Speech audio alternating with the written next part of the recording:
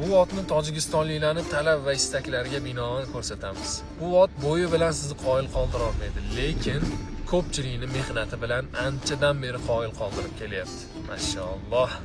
Tojikistondan Bahriddin akani o'sha mashhur Zahar nomli otlari. Tojikistonliklarning o'zlari aytsin bu ot haqida.